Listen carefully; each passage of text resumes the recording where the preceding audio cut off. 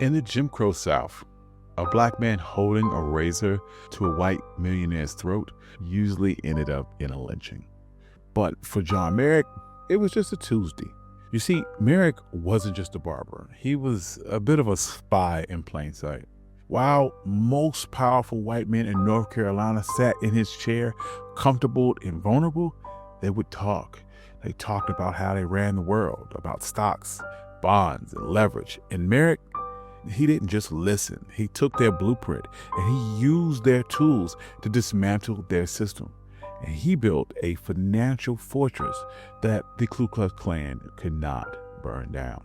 So join us today for the story about the barber who bought his own freedom.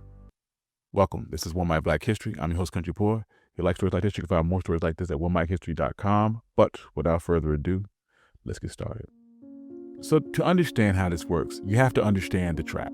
In 1898, the American financial system had a specific designation for black people. We were labeled uninsurable. White insurance companies claimed that black mortality rates were too high and our health was too poor. They literally wrote us out of the financial equation. This meant that if a black father died, his family didn't just lose a parent, they were sentenced to immediate crushing poverty. There was no safety net. There was no inheritance. There was just a pauper's grave. Merrick realized that the white power structure wasn't just built on violence. It was built on the ability to fail and recover. It was built on insurance. So he convened a brain trust. He pulled in Dr. Aaron Moore, Durham's first black physician, and 5 other investors. Their plan was audacious. They would form their own insurance company. They would insure the uninsurable. They called it North Carolina's Mutual and Provident Association.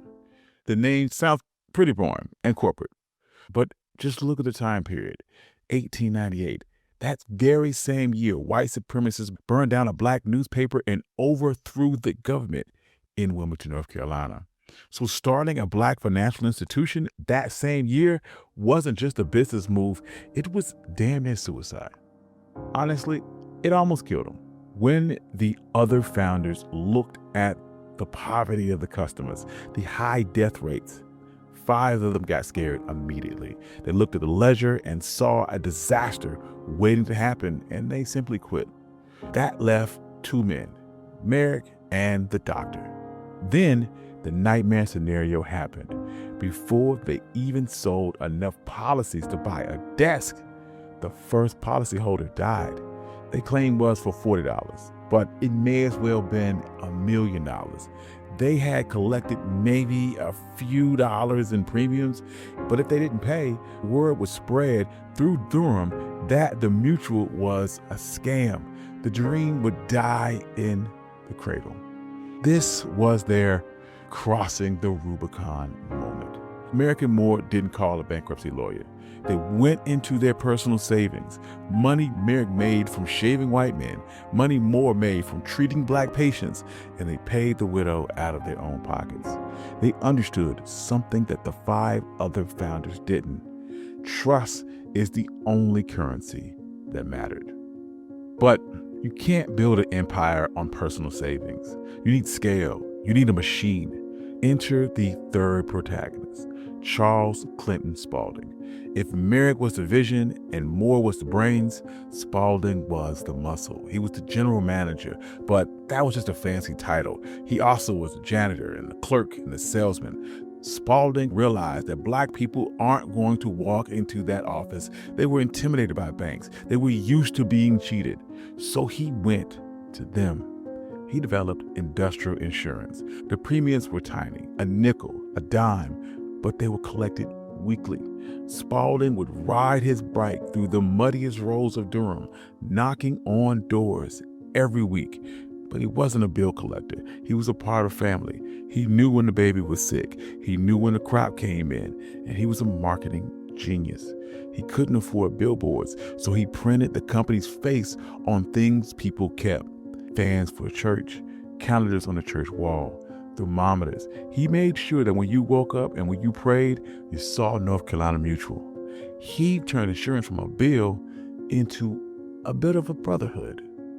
Those nickels, they started to add up. By 1910, the company wasn't just surviving, it was overflowing with cash. And this brings us to the most important economic concept you probably never heard of, the double duty dollar. There was this trap of time. Even if a black man saved money, he had to put it in a white bank, and the white bank would then lend that money to a white developer and build a white neighborhood that the black man was never allowed to live in. Our own money was being weaponized against us.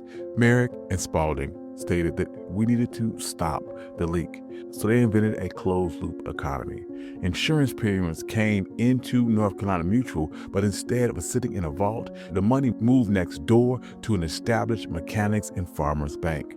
Suddenly, if you needed a mortgage to buy a home, you didn't have to beg a white loan officer. You went directly to mechanics and farmers. If you needed a business loan, mechanics and farmers. The profits built Lincoln Hospital so black people didn't have to die in the basement of white hospitals. They bought real estate so aggressively on Paris Street that the street was nicknamed Black Wall Street. But unlike in Tulsa's Greenwood district, which was a district of small businesses, Durham's was a district of corporate titans. By the 1920s, they had built a 6-story headquarters. It was the second tallest building in the city at the time. And that was deliberate. They calculated exactly how high they could build without humiliating the white power structure enough to burn it down. And this is where the story shifts a bit from economics to survival. In the 1950s and 1960s, the civil rights movement needed more than marchers. They needed money. If you protest, you got fired. When you boycott, you would lose your credit. In other cities, white banks would squeeze the life out of activists. They called it a credit freeze. They would call in mortgages. They would cancel insurance policies. They used poverty as a weapon to silence the movement. But in Durham, that weapon jammed because North Carolina Mutual held the mortgages. They couldn't be called in.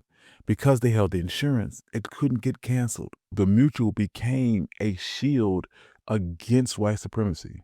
Spalding became so powerful, he was part of the black cabinet advising presidents. He proved that you didn't have to be a radical on the streets to fight Jim Crow. You could fight it from the boardroom. You could fight it with a ledger.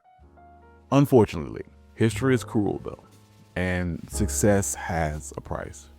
The irony of North Carolina Mutual is that the very thing that they fought for, integration, eventually ended up killing them. When the laws finally changed in the 1960s, white insurance companies, the same ones that said that we were uninsurable 70 years earlier, saw black people as a profitable market. They swooped in with a massive capital investment and lower rates, and they poached customers that Spalding had spent a lifetime courting on his bicycle. And when that wall came down, it was easier to get out, and it was also easier for others to get in. In 2022, after 124 years, North Carolina Mutual entered liquidation. The oldest black-owned insurance company in America was essentially gone. But if you looked at that liquidation as a failure, you're missing the point of this story. The goal of North Carolina Mutual wasn't to live forever. The goal was to keep black folks alive. They bridged the gap between slavery and civil rights, and they generated wealth that sent thousands of kids to college, and they bought homes, and they funded a movement that changed the world. John Merrick, the barber, used the master's tools to dismantle his own home. And they proved that while you can burn a building, you can burn a town, but you can't burn a ledger, and you can't repossess a legacy. Thank you. I'm your host, Country Boy. This has been One Mic Black History. If you like stories like this, you can find more stories like this at OneMicHistory.com. If you enjoy things like this, please come join me at my Substack. I publish articles every single week, and I write notes every single day. I'd like to thank all my financial contributors. Without you, none of this could be possible. I love you all. Thank you for listening. Peace.